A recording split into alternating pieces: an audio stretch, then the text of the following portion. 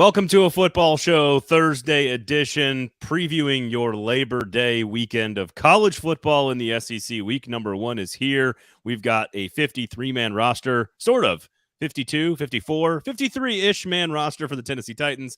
Obviously, a lot of decisions that were made on Tuesday at 3 p.m. So a lot of stuff to get to today. Did the Tennessee Titans finally invest the right resources and solve the kicking problem as well? So we've got some movement over at St. Thomas Ascension Centennial Sportsplex Complex, Vanderbilt University over there, where they practice. I'm sure it's like 3 competitors all in one tagline. Zach Lyons, Braden Gall here. Jump into the comments. We'd love to hear from you. If you have any SEC football questions for week number 1, please feel free to ask. Otherwise, we're going to talk a lot of Titans here at the beginning. Brought to you by Sinkers Beverages and the Kingston Group. Zach, what are you doing on Saturday with all your F words buddies? What are you doing? I am going to Bluegrass Beverages, get there at 12, set up for a live show at 12:30. Going to do a prediction episode with Stoney Keeley of Sobros Network. And we're going to be eating some food, drinking some beer, and hanging out over at Bluegrass Beverages at their parking lot, celebrating their 50th anniversary.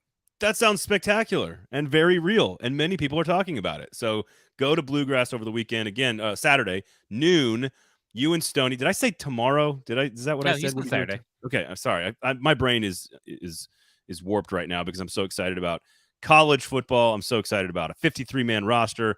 I'm excited about investment in kicking. You know, that's the thing that gets me going and gets me up in the morning, Zach, is investing in kickers. That's what does it for me. So lots of stuff to discuss. Go to Bluegrass on Saturday. Hang out with Zach and Stoney. Check out the Sobros Network as well. All kinds of great stuff across that platform.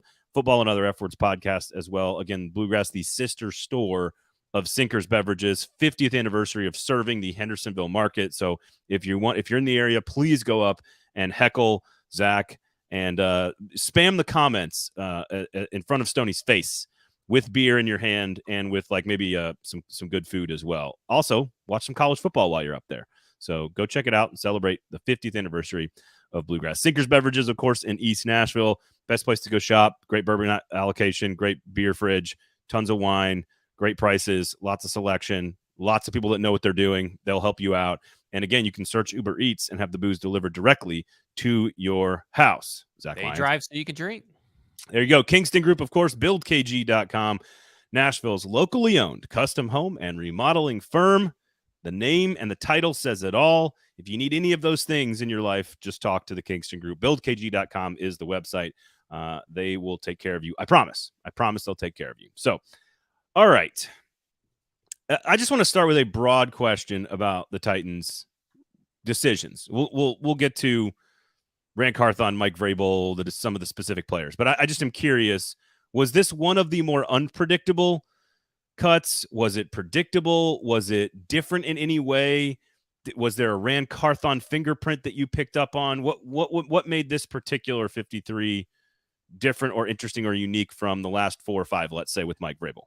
Yeah, I think it was entirely different. It felt different. I mean, it was shocking in some regards. I think we learned a lot about. It felt like with John Robinson, it took a while to learn what he was really all about, what he was really looking for. And it seems here, I'm at a point where it's like, okay, we now definitively know by actions that in constructing a 53-man roster, it was all John Robinson. Like, that's how drastic I feel the differences between this last regime and this new regime. And we definitively know that Mike Vrabel and Rand Carthon have a different philosophy when it comes to building a 53, because typically if you were a veteran, it didn't matter how good of a veteran you were. Typically, if you're a veteran and you knew your role, you knew your responsibility, and you just got to play. Once the ball was snapped, you were in spot X. Didn't matter how slow you were or if you even made the tackle. If you got there, you were making the team.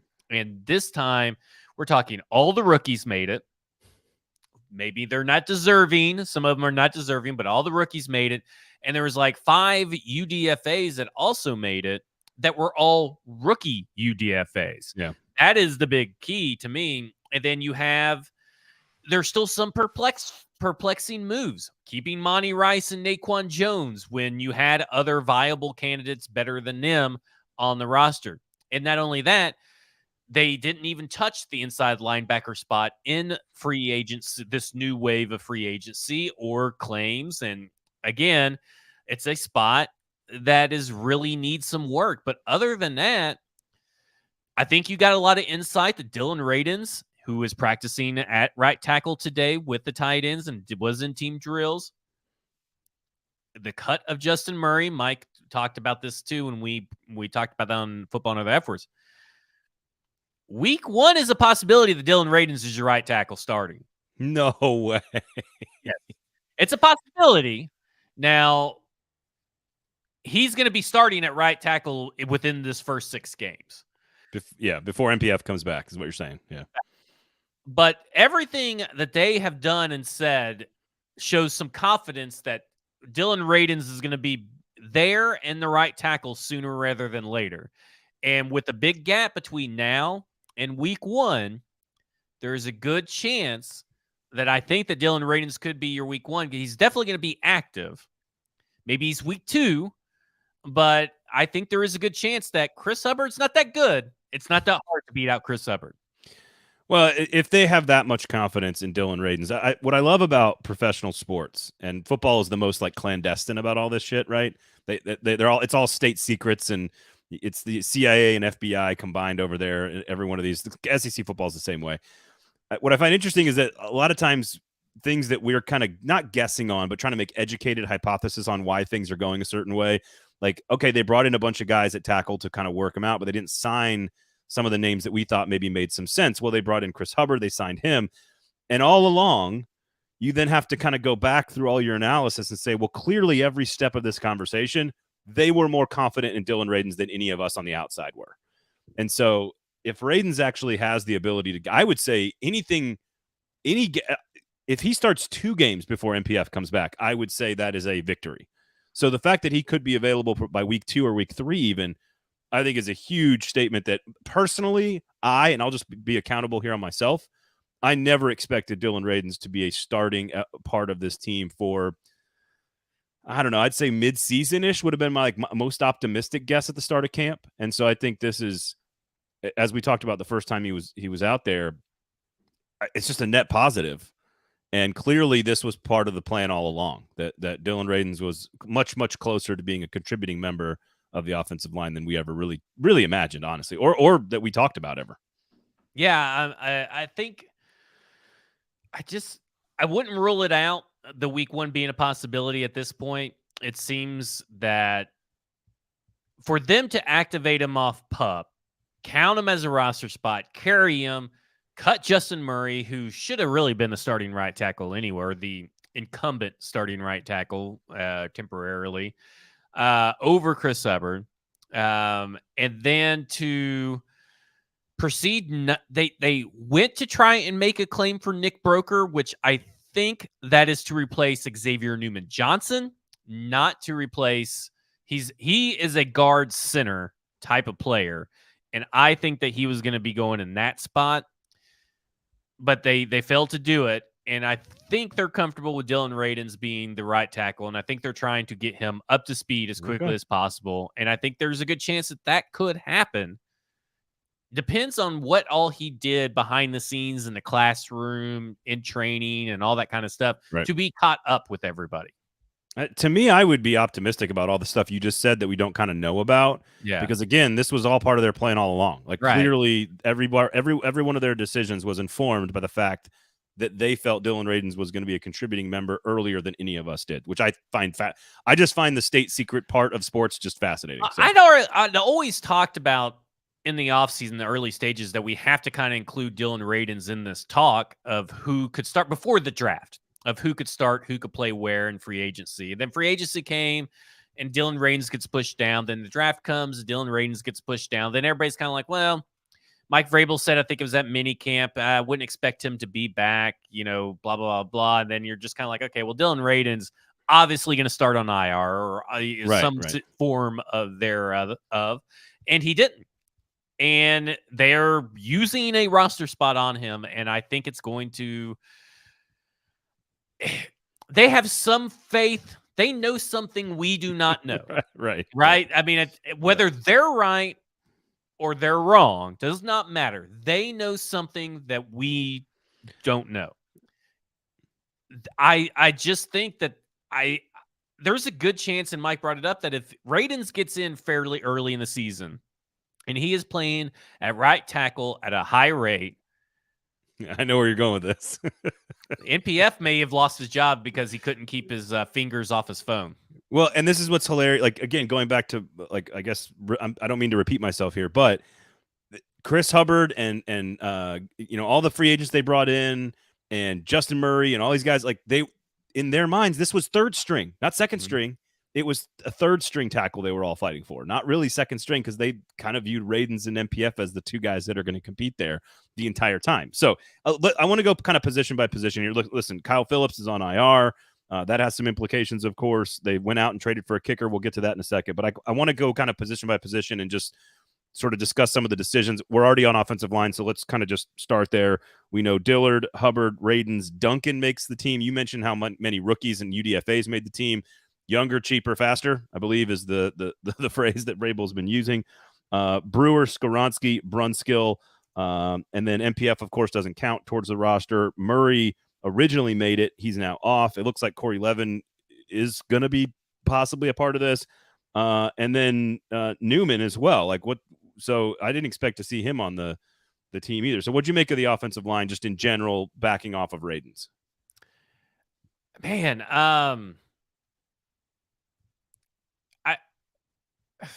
it's just, I think it's good they trust Duncan.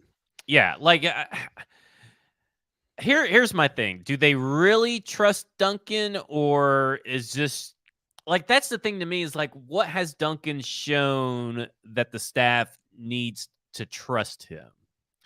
That's kind of where I'm at on a lot of this stuff, is like, this roster, more than any roster that we've seen from the Tennessee Titans, screams there's stuff you guys just don't know jack all about. Like, that is what Vrabel and Carthon are telling us, is that we just don't know jack shit about football and about what's going on inside that building on a daily basis. And that preseason, it's good for some things, but it largely is meaningless to how we view what a certain player's upside is. And we are going with upside this year. I'm convinced that Mike Vrabel and Rand Carthon are clearly keeping Caleb Murphy just to make sure you're wrong. That's all it was just to make sure that Zach got that wrong. No, I agree. It's a lot of upside. It's a lot of guys that have potential. It's a lot of guys that are sort of malleable and need to be molded into professionals. I do think the offensive line depth is interesting. When you write Radens' name in there, it just feels different, right? There's only two ways to look at this. Either, like you say, there's a bunch of shit we just don't know. You either have to trust Rand and Mike that Duncan is they either are qualified to make the decisions or they're not. And if it's Mike Vrabel who's making more of these decisions, then in Mike Vrabel, you have to trust as a fan and just say, look, Duncan did enough to earn his way onto the team legitimately. Yes, there's always some like roster manipulation that you're trying to do because you don't want to lose a guy to this, or vested veteran versus a rookie. Like, there's some of that's kind of cheeky at the end of the roster. But for them to have 8 or 9 guys that we didn't necessarily expect to make the team kind of different, it does show that they are looking at things a little differently. And we kind of have to just take Mike Vrabel for his word at this point. Tannehill, Levis, and Willis at quarterback, nothing to talk about there. Henry, Spears, and Chestnut at running back, nothing really to talk about there. Only 3 tight ends I think is interesting. Chig, Wesco, and Josh Wiley make the team. They do not go for a 4th or a 5th, which was a possibility. What did you make of just 3 tight ends?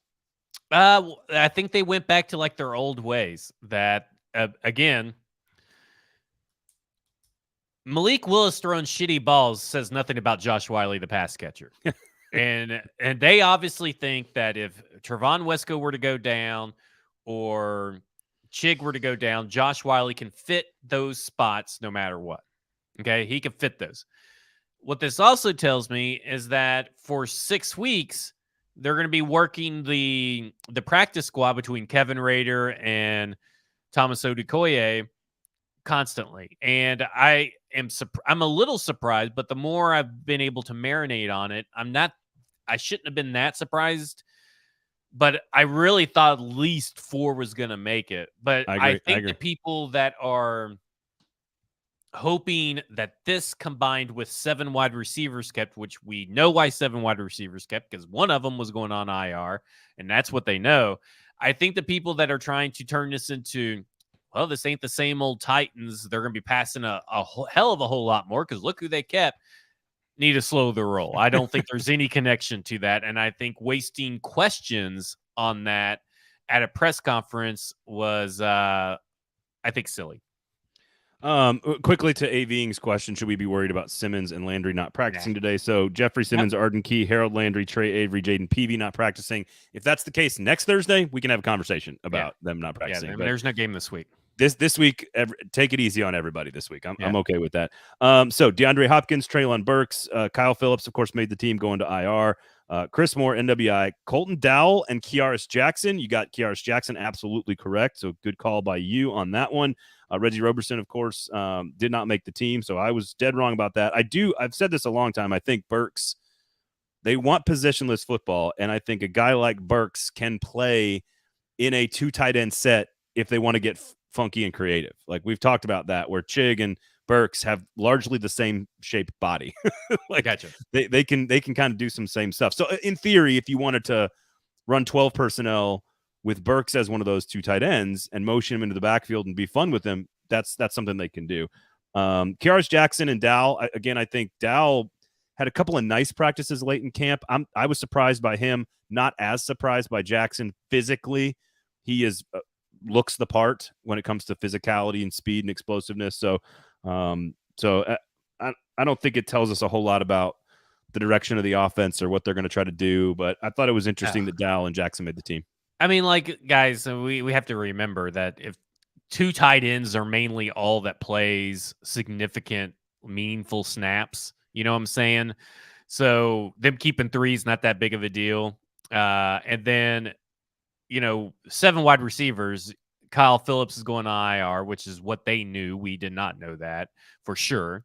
And then keeping 6 then, well, one of them's your punt returner, and one of them's a guy that's just probably maybe not even going to be active on game days. You know what I'm saying? Like at this point, you got to remember that your top 4 wide receivers are now Chris Moore, who's likely your slot guy, Nick Westbrook-Kine, who's the first on guy, and then Traylon Burks and DeAndre Hopkins, and Colton Dowell may play like the Cody Hollister role where he's like in for like 12 snaps a game or something like that. Right. Maybe not even that.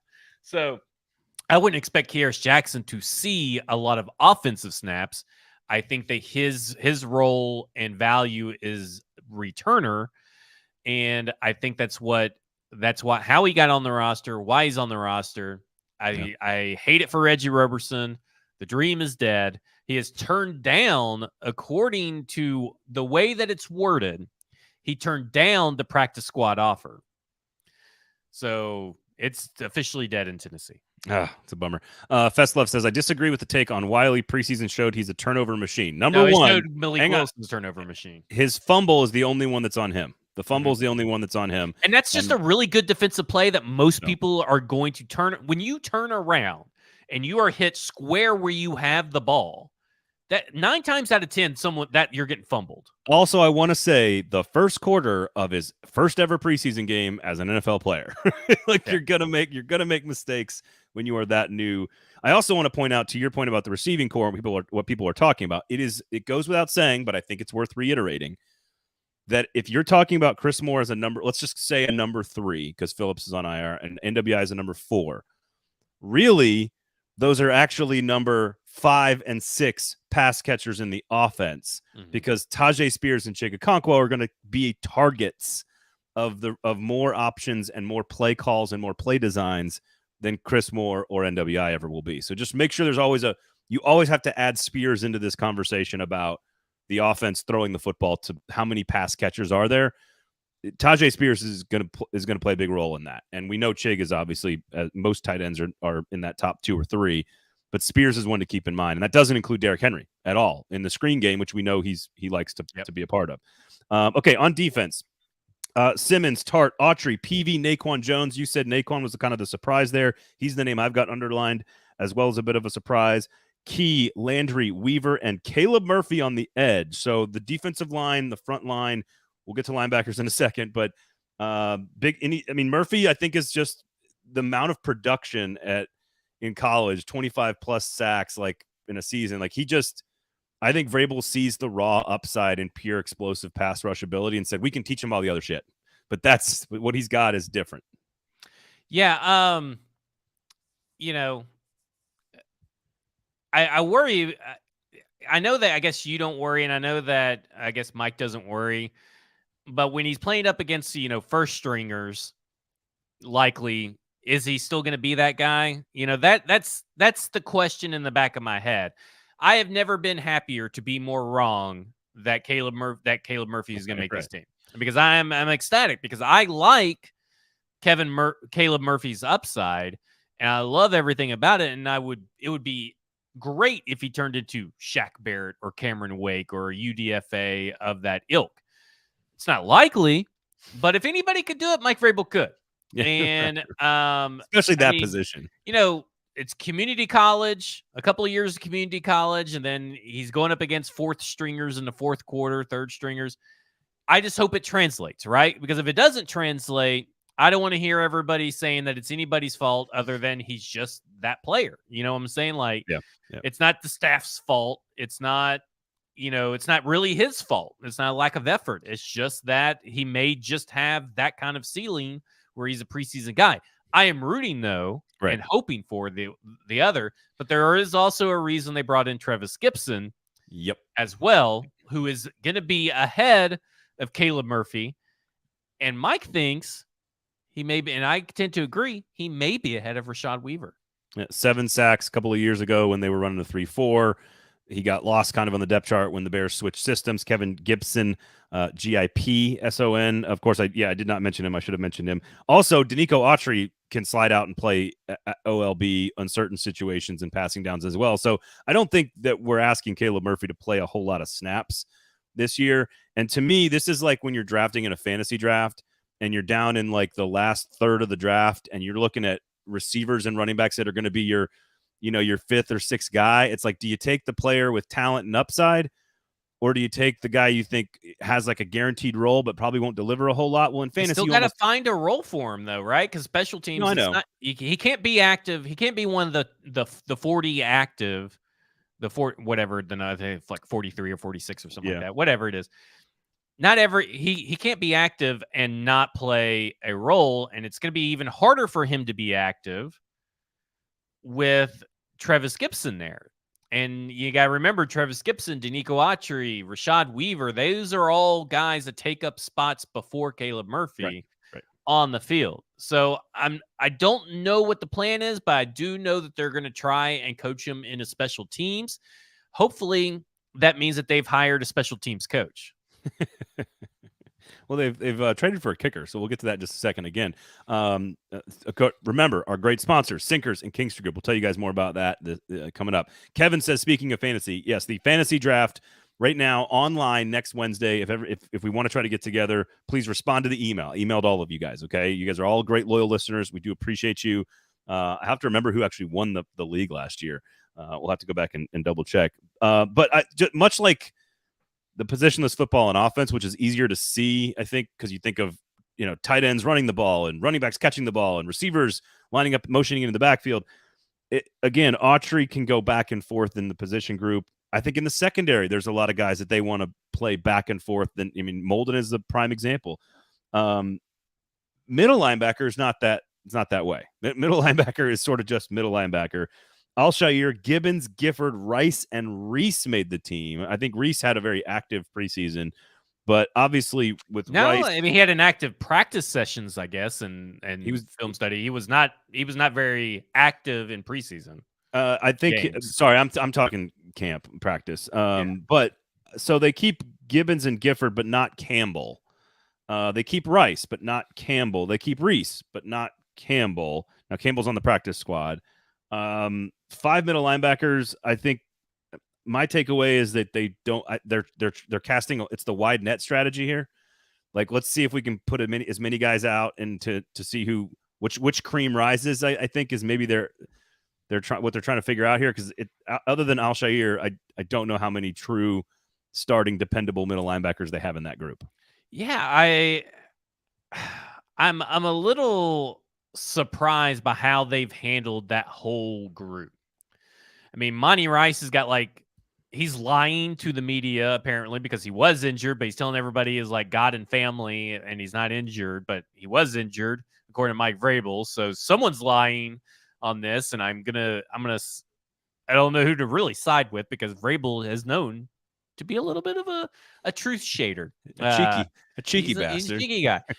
The Otis Reese thing, everybody's like, well, I'm surprised you. Why are you so surprised that Otis Reese made it?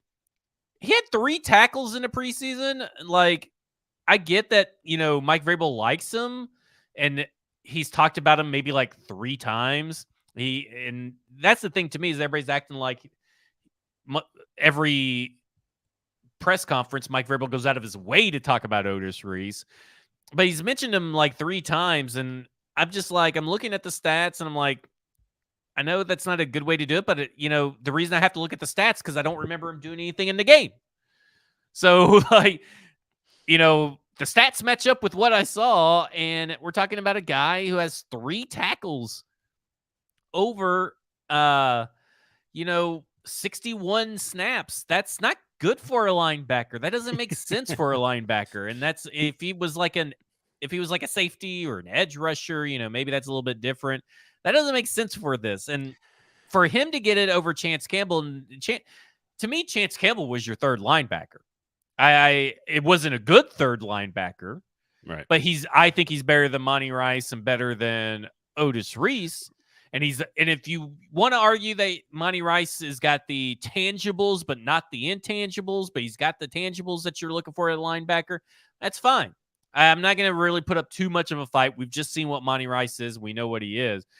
But Chance Campbell's definitely better than Otis Reese. And I don't understand this at all. And I don't understand why there's been a lack of activity or effort since the cuts from the rest of the league have happened. I will say you noticed 41 often in practice. Like, I'm not suggesting that he was some star or whatever. Like, I'm not He's saying one of the main guys that lets me know that what you see in preseason isn't as important to the team as for every player. Like, every player is judged differently in the preseason by this staff. Yes, and I think all the work you do on the race board in the meeting room, watching film, and on the practice field, like he showed up a lot more in practice than he did in games for sure. Like, he was you always were like, oh, wait a second, you're checking your sheet in the first couple of weeks. Oh, who's 41? Like, you're checking your sheet. You get your roster and you're looking at it. But again, gotta do that in the game. Yeah, no, I agree. Absolutely. Fulton, Murphy Bunting, McCreary, Avery, Anthony Kendall makes the roster. Kevin Byard, Amani Hooker, Elijah Molden, Mike Brown, and Matthew Jackson. I am not sure, Zach, that at any point during practice, I took a note about Matthew Jackson. And maybe that's my fault. Yeah, I think only people ever talked about Matthew Jackson in regards to being a gunner in the preseason games. And Anthony Kendall, a lot of people were high on him. I thought that Guerra was going to make it over Anthony Kendall, but like I went back and forth through my 53 between is it Kendall or is it going to be Guerra? What's going to be the return? Is the returning ability going to be more important, or is the special teams coverage going to be more important? And they went special teams coverage, and he can also play on the outside. And I think that's where they're most concerned about their depth. And that's why Vildor got signed, is because they're more concerned about their outside corner depth than they are their interior. They have a slew of players that can play the interior. They have very few that can play exclusively outside. So I think that's why Anthony Kendall got the edge. Very surprised by Matthew Jackson. Again, I guess this is their weird way of saying that we do care about special teams, but we only care about like one position on special teams, and that's gunner. That's the only position they really, truly care about. Yeah, it was interesting, and then we'll get to the kicker here in a second. I think to your first point about what does this 53 teach us about Rand Carthon, meaning that it's fairly young. They're willing to take risks on upside. They're willing to develop their guys and trust Vrabel to coach them up. Like, I think those are all accurate and valid points. I think it also speaks to the fact that they just don't have the same. I know we've been talking about this all summer.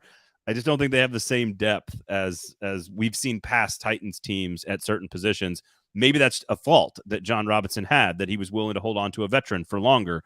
But it doesn't seem like some of these guys I'm actually very bullish on. Like, I know you like Anthony Kendall. I like Reese. We both like Murphy. We're both interested in Jackson for a lot of different so it's all logical. You can see it, but it definitely is like most teams aren't making 9 or 10 moves where everyone who studies the team is like surprised by it on cut down day. That's sort of a new thing. Like, normally there might be 3 or 4 surprises on most teams. Having 8 or 9 or 10 guys that we sort of don't anticipate, that's a big chunk of your roster that we didn't think was going to be there, which to me screams depth question. So do you think? See, I look at it from, oh man, Mike's really bullish on the defensive back. He's like me. He thinks the defensive back depth is a lot better than what everybody initially thought. I'm with you on that. I'm with you I also think that the offensive line depth with the addition of Raidens is better, not great, but better. Okay. Like, if one guy goes down, you don't have to switch around the other 4 guys. You have the depth in place that one guy can come in and work that one spot. I don't know if this is a question about depth or concern about depth that this many guys made it. But Mike Vrabel's always been a guy that says if you earn a spot, everybody has to earn their spot. Yep. And it may not have been earned because of preseason performance, but it was earned in other ways. All these guys have earned their spot. Now, that could be a good thing, that they feel that these guys they have an upward trajectory and they can work a lot with them. Or it could be a bad thing that says something about the veterans that they beat out just weren't good enough. And they didn't bring in real iron sharpens iron competition. However, I would dispute that with guys that made the practice squad, which is a very good looking practice squad that we thought could possibly, hey, never know. Trayshawn Harrison could make this team if he has a good showing week 3. Michael Dwumfor, Kyle Pecco, I thought for sure we're making this team. Jordan Roos, a lot of people had him. And Rupsich, both making the final 53. Thomas Odukoya, Kevin Rader. There's good Eric Garrer. I mean, there's good players there. These players were just slightly better to make up the right 53. And to your point, we're not going to know definitively probably for weeks into the season if some of these guys were the right decisions or not, as far as is it because they're so good they earn their spot, or is it because there's lack of depth? That's the age-old question for everybody that makes a roster at the end of the thing. And Stoney says this in the comments. He says, I wouldn't be surprised if Mike Brown or Matthew Jackson get some reps at linebacker, and I wonder if they think Reese can play safety, but Campbell cannot. Positionless football. And I will say this, it's not as much about like the specific guy that can do the thing. That's up for Vrabel to decide, and Shane Bowen, like this guy. But do you want safeties who can play in the box because the game is going more pass heavy? Yes. Do you want linebackers who play middle linebacker who can also drop into coverage, as to just general philosophies about football in 2023? Yes. Yes, you want both of those. That you have to have safeties that can play up in the box around the line of scrimmage, and you got to have linebackers who can play in space. Like that, those are 2 things you kind of have to have. And so maybe that's informing some of the decisions they made. Let me say this: about Brown and Reese. Is gonna be great. I mean, I love the secondary. I like the secondary a lot. I mean, the pass rush is fierce. I mean, everything but inside linebacker is great. But and I think the corners and the defensive line and pass rush can cover up the deficiencies at linebacker. I mean, in old football days, you'd have 3 linebackers, a strong, a middle, and a weak, who largely were kind of the same guy. Well, your strong might be a bit of a thumper, your middle's more cerebral, and your weak is the speedy guy who tracks down the ball, right? Like, but basically they were all kind of the same guy. In modern football, you have 2 of them, and they largely have to be able to be interchangeable and play in space. So it just is what it is. I think the defense is very good as well. I still have questions about middle linebacker and offensive line. Those are my 2 questions, but guess what? Those are my 2 questions when practice started 6 weeks ago. Yeah. Before we get into the kicking situation in college football, Sinkers Beverages, the Kingston Group. Kingston Group, of course, is owned by a former football player here in Nashville who has lived here most of his entire life. I think he was born just outside the city. He played college football in the SEC and has been running this business for over a decade in Nashville, taking care of his clients. So the bottom line is they want to take care of you. So it doesn't matter if you use them. It doesn't matter if you go a different direction. They are going to help you solve a problem that you have with your house. So if that is a renovation or a kitchen or a bonus room or a pool house or a driveway or whatever it may be, just talk to the Kingston Group, see if they can help you with your problem. If not, they'll make sure you get help in the right spots. That's how they do it. So make sure you check them out, buildkg.com. Sinkers Beverages, of course, in East Nashville. Nashville's #1 liquor store champion in 2022, as per the Nashville Scene. Trying to repeat, so go vote. Nashville Scene, best of. Make sure you go vote for Sinkers. Today's the deadline. Today's the deadline. And if you'd like to vote for, podcast or, any of that other stuff, feel free. And I'm not going to hate you if you write some names in. But make sure you search Uber Eats, Sinkers Beverages. They'll deliver the booze directly to your house. They'll drive so you can drink. Do you think I could get them to Uber some booze to Nissan Stadium on Saturday morning? What do you think? Well, according to RG News on Twitter, they're thinking about moving that game. Stop amplifying that troll. It's such a good troll, though, because you forget about them if you don't follow them, and then it pops up on your timeline. You're like, oh, that's the best conspiracy theories are the ones that play into your preconceived notions. Yeah. what you think might be possible is already kind of a joke. Those are the best conspiracy theories. And then, of course, Sinkers Beverages' sister location up in Hendersonville, Bluegrass, celebrating its 50th anniversary this Saturday with Stoney Keeley and Zach Lyons. What are you guys doing on Saturday, my man? We are going to be live doing a prediction show. We're going to give you some over-unders and talk about the Titan season. And watch some football, drink some beer, have some food. Do you have any of those over-unders set for DeAndre Hopkins yet? No, but I will. I'd like to know. It's not Saturday. I do all of my stuff last minute. Oh, I can't wait to tune in for the DeAndre Hopkins conversation. I'm going under on receptions and yards, whatever you put it at. Okay, I'm going under. Right, I might go over set it touchdown. at 20. I'm gonna make you go under. Don't do that to me. All right, so they trade a 7th round pick in 2025 for Nick Folk. Now Nick Folk is 38 years old. He'll be 39 in November. I wrote down some numbers here, so I'll get these out because I want to see if number one, thank you for investing some resources in trying to solve the problem in a larger way than just trying to do it off the street. I do appreciate that. Now, it may not work, but at least you tried, and I respect that part of it. Effort is still key here. All right. The last 3 years for Nick Folk. He was 26 of 28 on field goals 3 years ago. He missed 2 times. He was 36 of 39 2 years ago, missed 3 times. He was 32 of 37 last year. He missed 5 field goals. That is fewer missed field goals the last 3 seasons than missed extra points. Just want to point that out. He missed 3, 5, and 3 over the last 3 years. But I think here's my favorite stat so far that I found on Folk. Just looking at his just plain regular numbers here. 40 to 49-yard field goals. 11 of 12, 11 of 11, 10 of 14. That is 32 of 37 in the 40-yard to 49-yard range. Pretty good. And 50-plus over the last 3 years, 11 of 16. Also pretty good. He is 43 of 53 from 40 and beyond the last 3 seasons. I know he's old, but that's a pretty good hit rate from beyond the 40-yard mark, in my opinion. So the Titans have put themselves in this position to have to spend a draft pick in 2025 towards this. Now, kickers play for a very, very long time. They play well into their 40s. I think David Akers may have been like 52 or something when he retired. I mean, that guy was old 52. When he retired.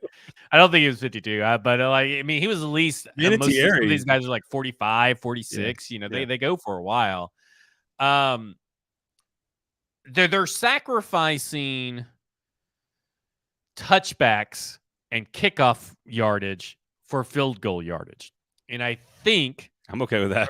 I think that's the way they need to be going because that's what they need. Because in the end, I know Vrabel says they're not going to have a kickoff specialist and blah, blah, blah, blah, blah. Eventually, Cade York's going to be the kickoff specialist. Now, whether he's the full-time guy or not, unlikely. But Cade York's going to be Nick Folk is going to force their hand to put in Cade York. But you're getting the benefit of something that you don't have is the ability to have the option to kick from beyond 48 yards. Yep. You didn't have that with Randy Bullock.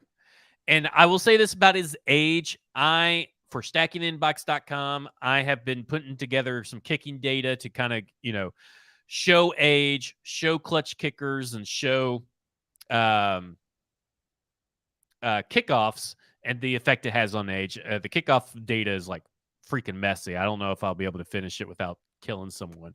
But I got 69 kickers that played back-to-back seasons from the ages of 22 to 41. Nice. 571 individual seasons from these kickers, okay?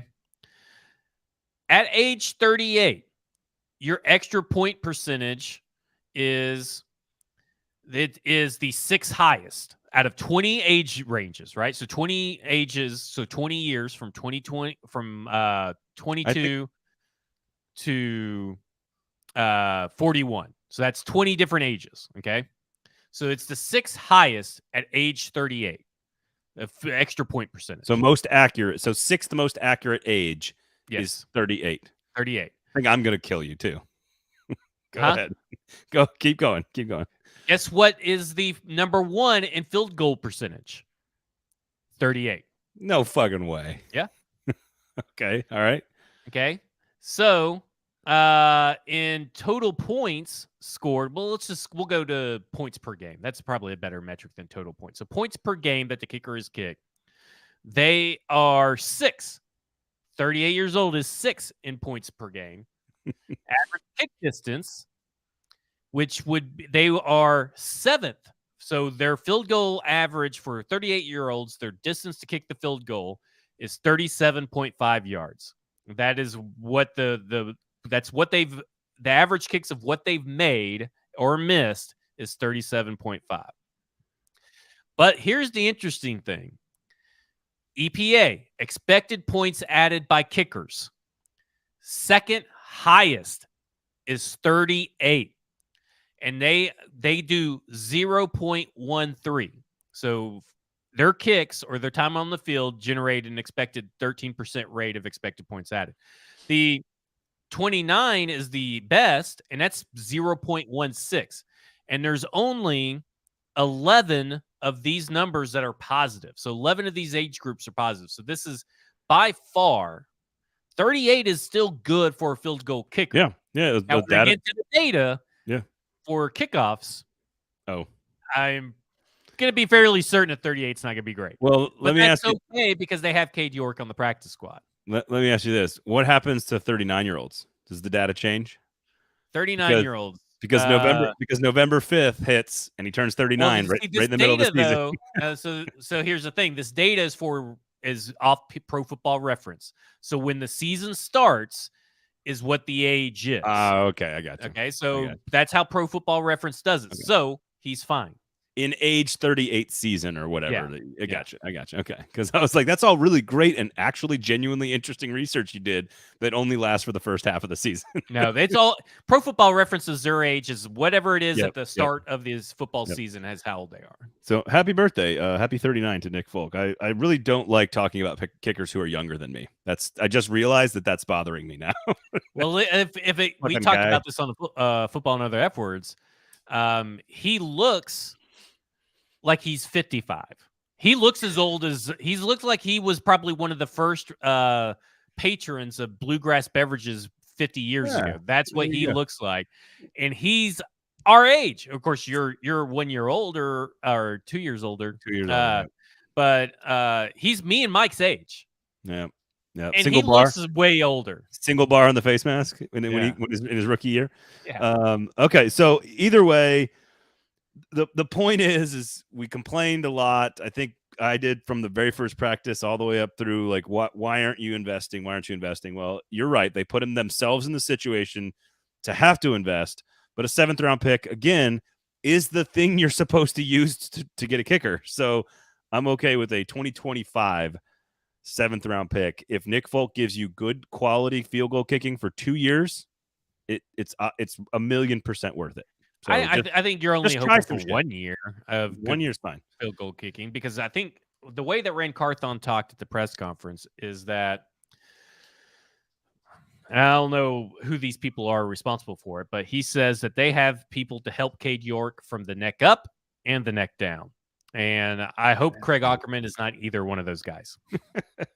All right. Sinkers Beverages, Kingston Group, our proud sponsors. Make sure you check out Stacking the Inbox as well as Football and Other Efforts, all the other great shows across the 440 Sports Network. But if you're talking SEC Football Live on the YouTube page, of course, every single Tuesday at noon Central Standard God's time. If you want to talk more SEC football, myself and Michael Bratton are live across all the platforms, much like this show, but just all SEC football. So check us out on Tuesdays. Do appreciate you guys supporting us.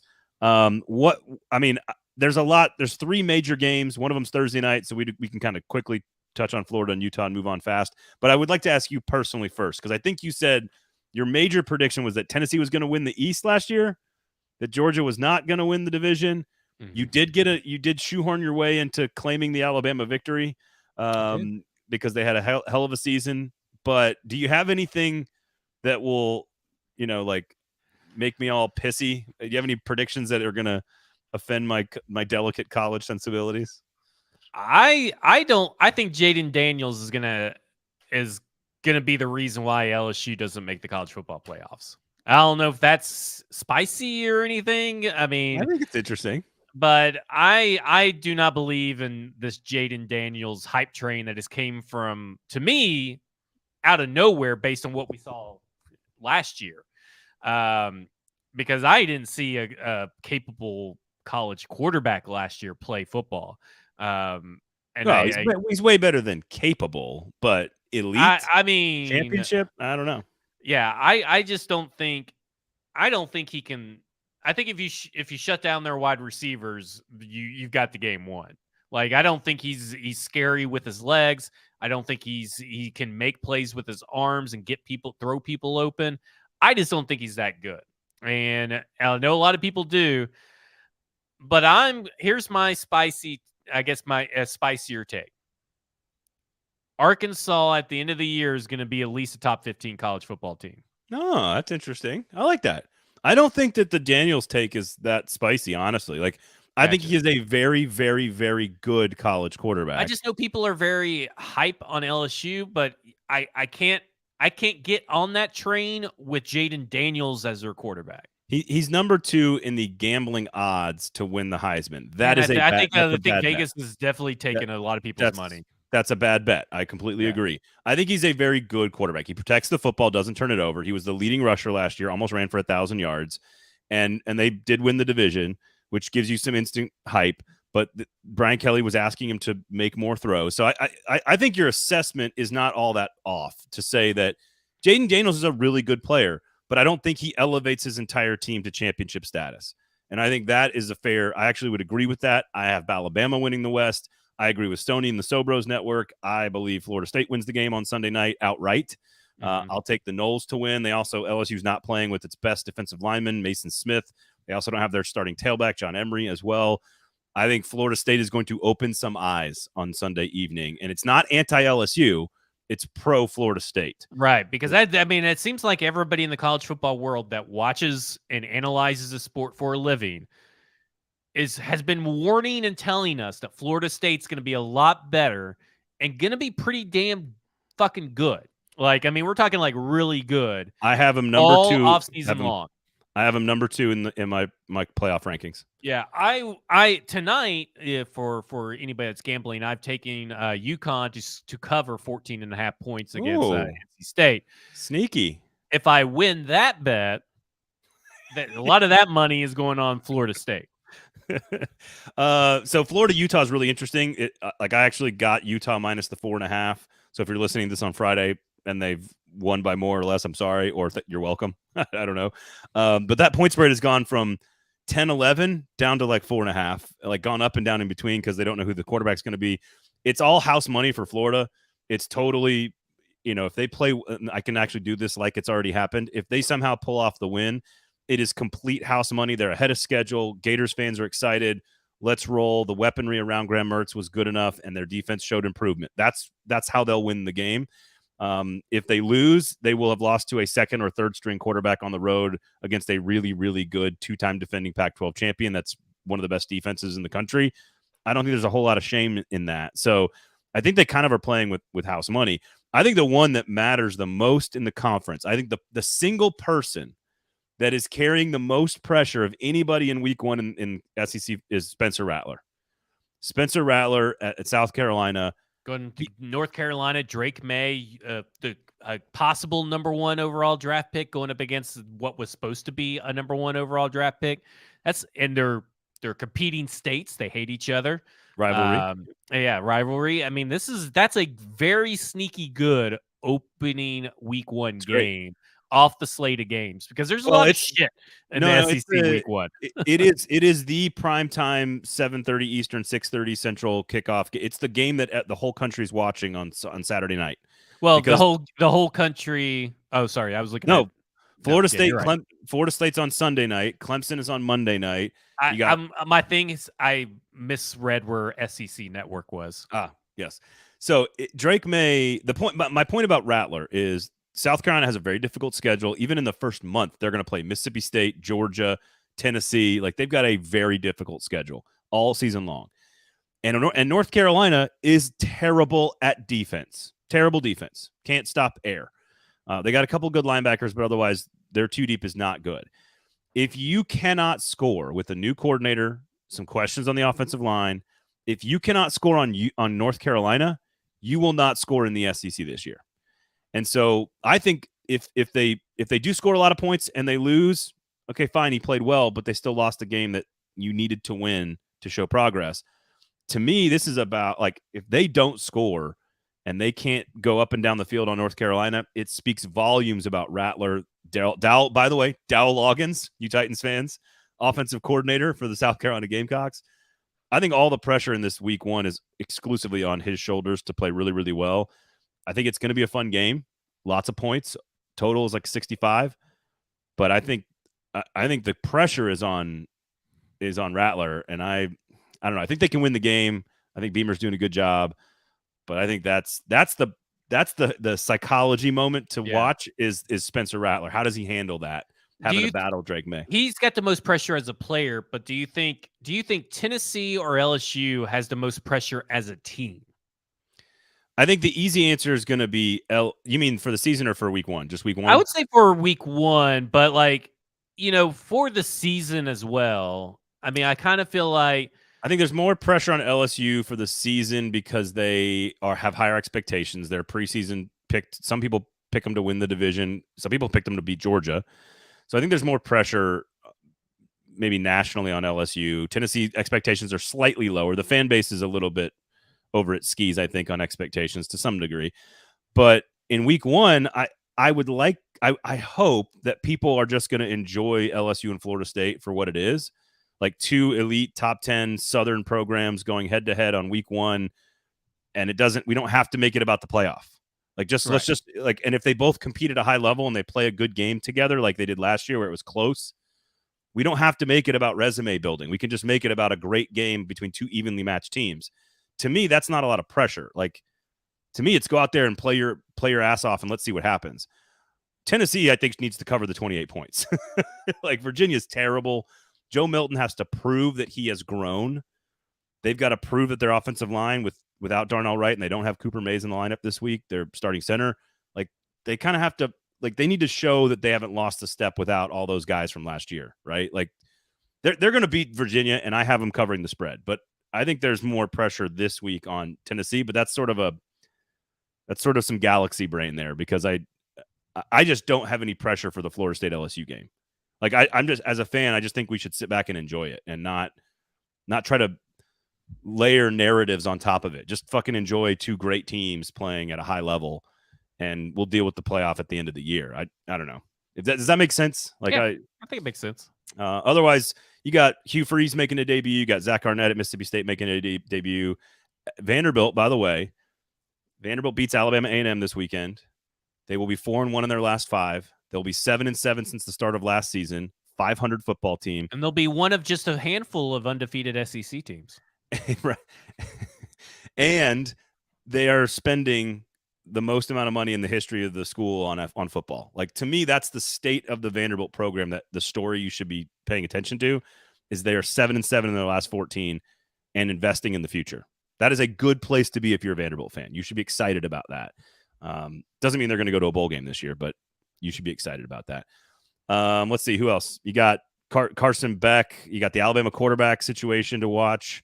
You got Connor Wigman debuting with Bobby Petrino. Like, a lot of these games are going to be blowouts, but there's a lot. I want to see Kentucky like murder somebody, like actually do that in the non-conference. Yeah. Like, they kind of play with their food a lot, and I want to see them in the non-conference just kind of like the Titans. They play with their food a lot. Well, they're actually Stoops and Vrabel are not all that. Yeah, not all that dissimilar, honestly. They're a 26-point favorite against Ball State. Like, just put your foot on someone's neck and show people that you're better than them. Like, they almost one score game to Northern Illinois last year, like one score game to UT Chattanooga 2 years ago. Like, don't fuck around with your food. Just dominate this weekend with Devin Leary and all those pieces at Kentucky. So I just want to see some teams dominate, new offenses, new quarterbacks. What else you got? You got any other questions about the SEC? No, I mean, it's just a kind of a disappointing week 1 SEC slate outside of the LSU game and the North and the South Carolina game. I mean, like, Florida, Utah's good. Yeah, it's good, but like, how good can it be? Like, it's good on paper, but will it actually be good in practice? Like, I hope so. Yeah, I mean, I hope so, but it would be the third most exciting game on this list. And it's like, man, this is kind of like a real shitty slate for week 1. I feel like this is like the worst week 1. It's not on paper across the whole country. It's not a great slate. I don't want to feel like it's like it's not just SEC, but it's just like it is. Week right. 1 is kind of like a letdown this year. But Boise State, Washington is good. There's a Minnesota-Nebraska game on Thursday night that's worth checking in if you listen to this before Thursday night.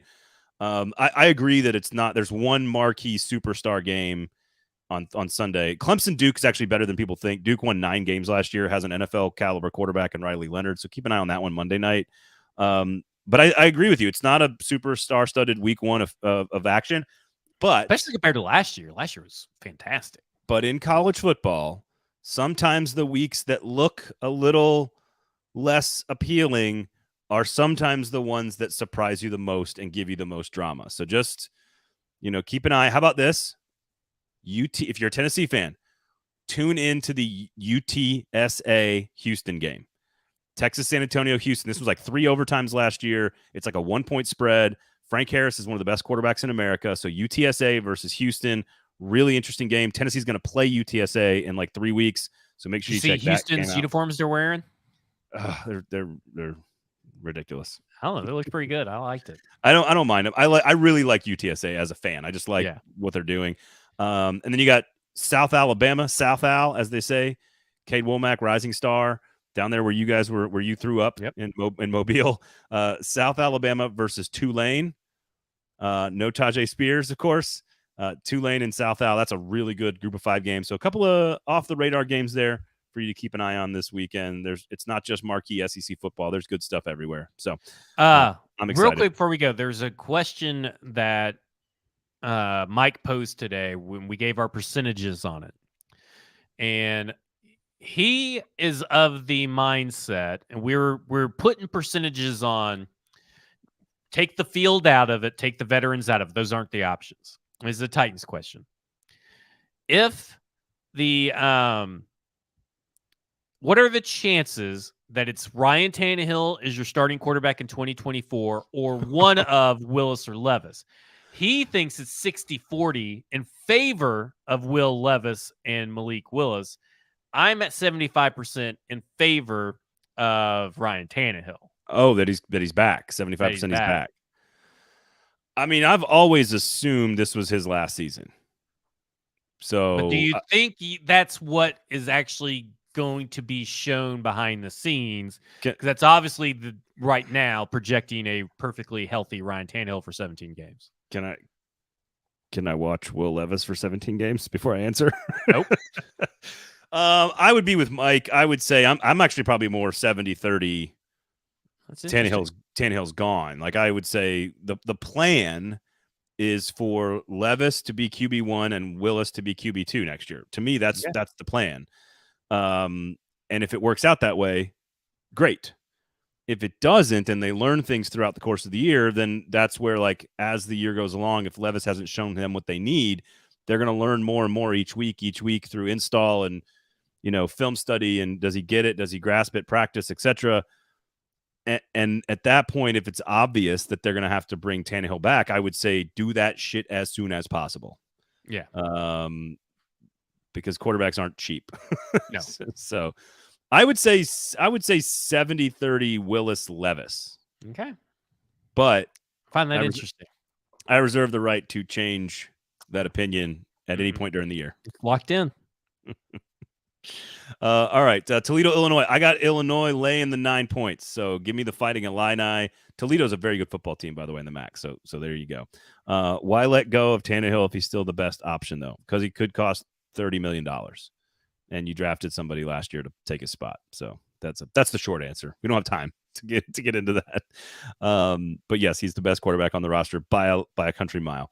Okay, for Zach, I am Braden. Thank you guys for listening. Of course, Sinkers Beverages, Kingston Group, Stacking the Inbox, Football and Other F Words, all the other great pods across the network. Just make sure you tune into all those great shows. Share the YouTube page, please, with somebody as well if you can. Just tell somebody about it. Otherwise, have a great Labor Day weekend.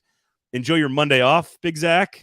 There you go. Enjoy that. We'll be back. We're not going to do a show Monday? We're not doing a show Monday, man. It's Labor Day. It's Labor Day. We got beers to drink, man. We got beers to drink. Enjoy that. You guys have a great weekend. We'll be back next week to recap all of the SEC action and look ahead to week 1 of the motherfucking NFL season. Thank you guys for hanging out. Have a great weekend. We'll talk to you next week.